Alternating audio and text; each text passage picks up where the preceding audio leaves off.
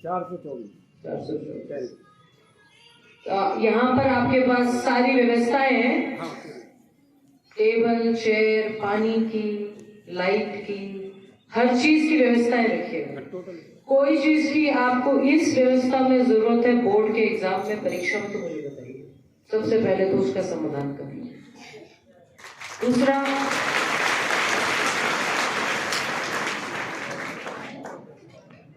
अभी चेयरमैन साहब से बातचीत हो रही थी, तो अध्यक्ष जी इसको शेड दे दीजिए नगर पालिका से।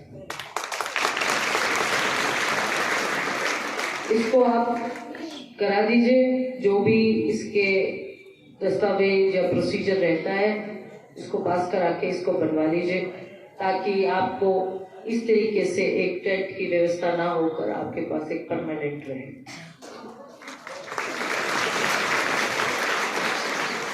बाकी अभी काफी देर से हम सुन रहे हैं, सभी हमसे मेरे से ज्यादा तजुर्बेदार हैं, बता रहे थे कि जी बेटी बचाओ बेटी पढ़ाओ का नारा माननीय प्रधानमंत्री जी ने हरियाणा में स्थित एक जिला पानीपत से दिया था, जिसमें मेरा सौभाग्य है कि मेरे माता जी की वहां पे एज एन ऑफिसर ड्यूटी थी और माधुरी दीक्षित जी को उस टाइम बुलाया गया था। बहुत नेशनल लेवल का प्रोग्राम था जहां से ये स्कीम लॉन्च की गई थी।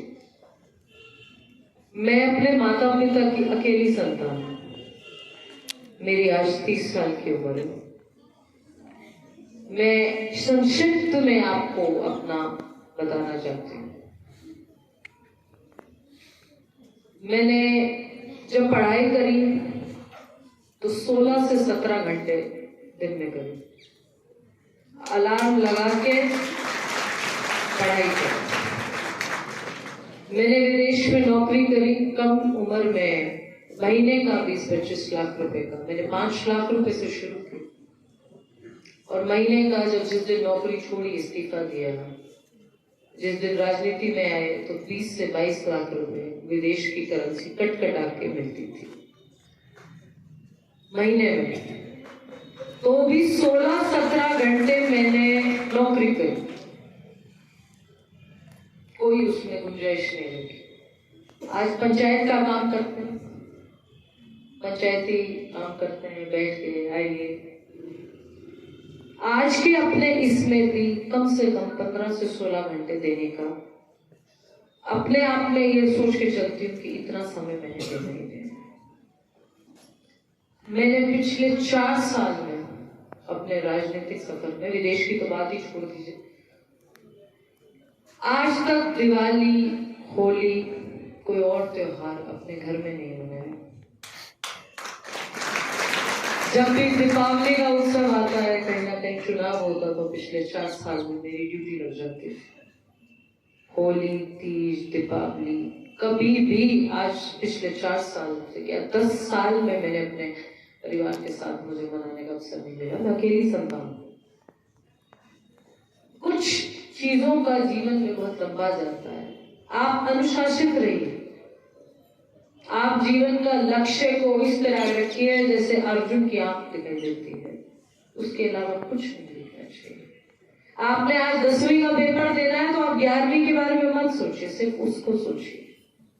आप चाहे कोई भी विषय पढ़े जीवन में, कोई भी कुछ भी बने, हो सकता है आप में से कोई ऐसा अफसर बन जाए, कल को कलेक्टर डी लग जाए, हो सकता है आप में से कोई बहुत बड़ा यहाँ पर पॉलिटिशियन बन जाए, कोई बहुत बड़ा सिंगर बन जाए, कोई बहुत बड़ा एक्टर बन जाए, कोई बहुत बड़ा और क्रिकेटर बन जाए। किसी का जीवन के सौभाग्य का कुछ पता नहीं। जीवन में एक ही चीज काम आती है, वो है लगन। आपके लक्ष्य प्राप्ति का आपका साहस कितना है। आप कुछ भी करें जीवन में, अपना 100% दे दीजिए। हो ही नहीं सकता कि आप कहीं ना कहीं असफल हो जाए, नहीं हो सकता। ये परमात्मा ने इस तरीके का दरिया बनाया। आप कुछ भी जीवन में करें,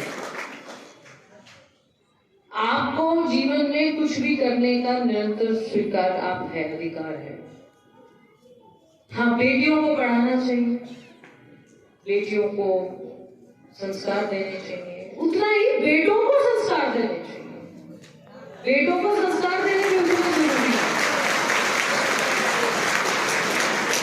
हमको इस भेदभाव में जाना ही नहीं है कि बेटियों को पढ़ाएं, बेटों को भी पढ़ाएं बराबरी से। बेटियों को भी उस तरीके का संस्कार सम्मान दीजिए जो बेटों को घर में मिल रहा है। ये तो बराबरी की लड़ाई घर से शुरू होती है, उसी को पार कर जाएंगे तो यहाँ तक आ जाएंगे। मेरे माता पिता अगर 1993 में सोचते कि अरे हमारी एक ही औलाद है, वो भी बेटी है, तो फिर शायद से वो भी ये सोच लेते मैं अकेली संतान हूं, कोई भाई बहन नहीं है मेरे। और माता पिता बड़े आज भी सख्त स्वभाव के हैं हमारे। आज भी मेरा स्टाफ भी मेरे माता पिता के फोन से आज भी डरता है। मेरे फोन नहीं उठा पाऊं, अगर वो उठा रहे वो भी नहीं उठाते, बोले आप ही उठा लीजिए। अपने माता पिता का सम्मान कीजिए, अपने गुरुओं का सम्मान कीजिए। विद्यालय तो बहुत बड़ा कर्ज होता है। सभी आप अध्यापकों को, प्रधानाचार्यों को हम शुभकामनाएं देते हैं, जो अपना घर तो देखते ही हैं, साथ में आप बच्चों को भी शिक्षित करते हैं। ये बहुत बड़ा दर्जा है।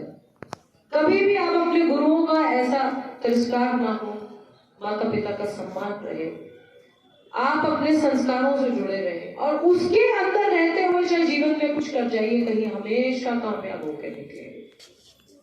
बाकी हमारे लायक कुछ रहे, हम आपके करीबी हैं, यहाँ रहने वाले हैं, हमें बताइएगा। आपको आने वाले इम्तिहानों के लिए भी बहुत बहुत शुभकामनाएं। आज का इतना शुभ अवसर है कि ये राजकीय स्कीम है जिससे निःशुल्क साइकिल वितरण हो रहा है। ये बहुत बड़ी स्कीम है। यूनिफॉर्म वितरण हो रहा है, साइकिल वितरण हो रहा है, आज कामा ब्लॉक का किया जा रहा है। मैं उन सभी बच्चियों को भी शुभकामनाएं देना चाहती हूँ और सरकार के माध्यम से ये जो स्कीम चल रही है उनको भी शुभकामनाएं देना चाहती हूँ। आपके पूरे स्टाफ को शुभकामनाएं देना चाहती हूँ। मेरी आप सभी से ये एक अपील है। अभी हम सुन रहे थे all is well. All is well तो तभी होगा जब आप अपना 100% किसी चीज में दे देते हैं।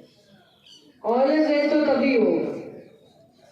Do not waste time, do not waste time. Time को खराब, समय को व्यर्थ मत कीजिए।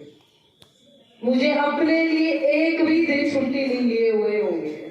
मेरा जो निजी स्टाफ है वो बहुत तंग है मेरे से, मैं आज इस मन से ही बता रही हूँ।